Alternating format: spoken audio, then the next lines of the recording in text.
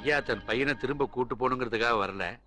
கல்யாணம் நடந்தா பூபதி தம்பியோட தான் நடக்கணும்னு ஒரு பொண்ணு ஐயா வீட்டுல காத்துட்டு இருக்கு.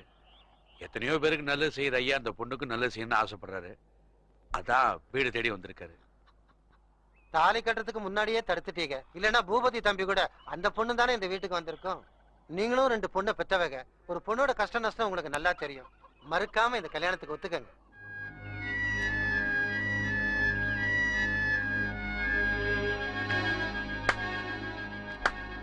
நல்லா இருக்கு அவங்க சங்கதி. ஒத்துக்கிட்டா கல்யாணத்தை பண்ணி வச்சிருவீங்களோ? அவசிக்கு எதுக்கு அந்த தரகர் வேலை? சங்கரபாண்டி, யார பார்த்து என்ன வார்த்தை பேசுற? வாய மூடிக்கிட்டீரும். தெரிஞ்சுக்கிட்டு தான் பேசிக்கிட்டு இருக்கோம். மரகதம்மா மகனுக்கு தாய மகன் முடிவு பண்ணி தவசியா முன்னாடிதான் தட்டை மாத்திக்கிட்டோம்.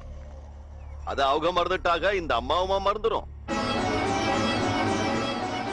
அதான் அவங்க பையனே இல்லைன்னு ஆயி போச்சுல. யார் சொன்னது? யார் சொன்னது?